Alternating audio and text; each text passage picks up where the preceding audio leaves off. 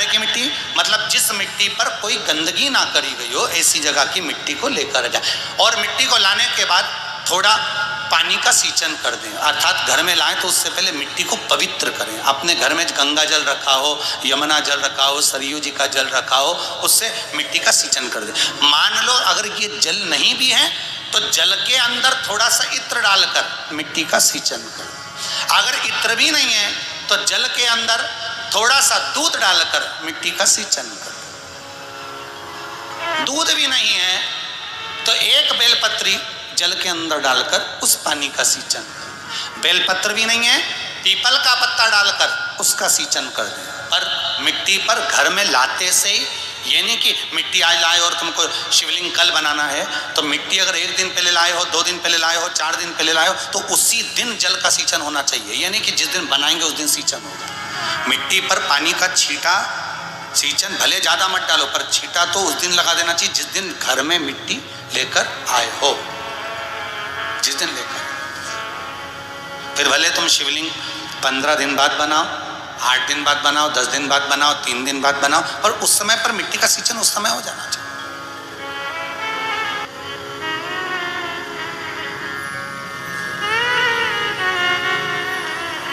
फिर कहा जिस दिन शिवलिंग का निर्माण करो उस दिन प्रातः में अगर आप शिवलिंग बना रहे हैं तो ब्रह्म मुहूर्त में मिट्टी को गला दो। किस पानी से गलाना है उसका भी प्रमाण, उसका भी शास्त्र वर्णन करा। किस जल से गलाया जाए, शिव महापुराण की कथा कहती है अगर आपको आज शिवलिंग का निर्माण करना है, शाम को आप शिवलिंग का निर्माण कर रहे हो, तो अपने पानी का जो मटका होता है, हंडा होता है, रसोई घर में जहां पानी भर कर रखते हो, उसके नजदीक में एक कलश जिसमें अलग से ताजा जल भरा जाए और उस पर प्लेट ढकी हो और उस पर एक चावल का दाना रखा हो, उस जल को लेकर आओ।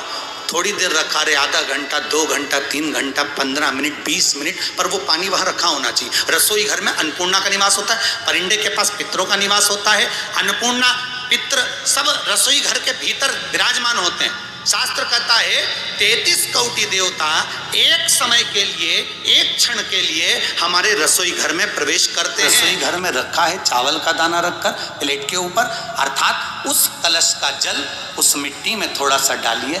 क्यों डाला जाता है उसका भी भाव वर्णन किया है। अब भविष्य पुराण, स्कंद पुराण और अग्नि पुराण, इन तीनों से ले लिया गया।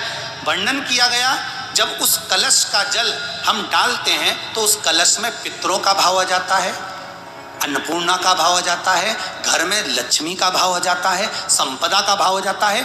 पूरे 24 घंटे के अंदर एक क्षण के लिए रसोई घर में 33 कोटि देवता आते हैं, तो वो देवता का सारा भाव उस कलश के अंदर आ जाता है। और वो जल जब हम उस मिट्टी में मिलाते हैं तो गंगा, यमुना, सरयू, सरस्वती, ये 33 कोटि देवता में, तो इन सब का आनंद उस जल में आ जाता है। और वो जल जब हम मिट्टी में मिलाते हैं तो मिट्टी पवित्र हो जाती है, स्वयं कैलाश अधिपति को स्वीकार करने के लायक हो जाती है, निर्मित करने के लायक हो।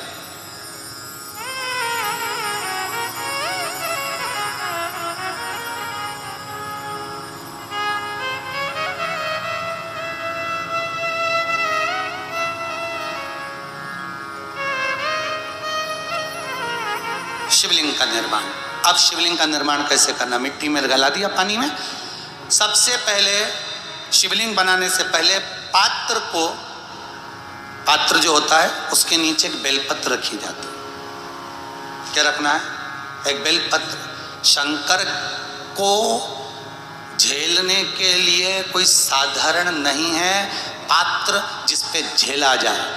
स्वयं गंगा शिव की जटा में, और आप शंकर के शिवलिंग का निर्माण कर रहे हो, कोई साधारण नहीं हो सकता। पत्र भी सीधा भाग, और इस बेलपत्र की जो डंडी है वो उत्तर दिशा में रखना है थाली के अंतर्गत। जब आप शिवलिंग का निर्माण करो उत्तर, इसके ऊपर जो गलाई हुई मिट्टी है वो डाल दीजिए।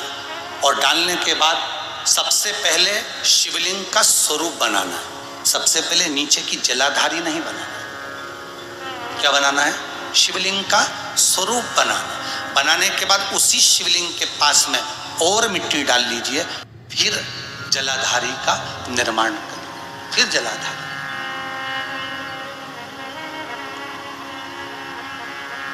शिवलिंग जलाधारी निर्मित हो गई।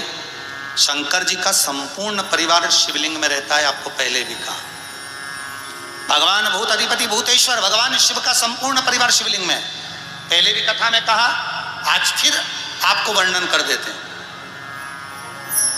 जैसे ये जलाधारी है गोल, ये चरण है, ये शिवलिंग है। ये जो गोल भाग है जहां पर भगवान शंकर का शिवलिंग रखा है, ये पार्वती जी का हस्त कमल है। जहां से पानी नीचे गिर रहा है, इसके राइट भाग में श्री गणेश जी का स्थान, लेफ्ट भाग में श्री कार्तिकेय जी का स्थान। बीच में जो एक मोटी सी लाइन होती है जलाधारी में, वो पार्वती जी के सुंदर पुत्री अशोक सुंदरी का स्थान। शंकर जी के ऊपर जो तिकोनी रखी रहती है, उसके ऊपर से जो जल बूंद बूंद नीचे गिरता है, ये जो पानी बूंद बूंद नीचे गिरता है, या आप कलश से जल चढ़ाते हो या आप संगीत से जल चढ़ाते हो, तो ये जो पानी गिर रहा है, ये शंकर भगवान की 5 पुत्रियां, जया, विषहरा, शामरीबारी, दोतली और देव, ये शंकर जी की 5 बेटियां, 5 पुत्री।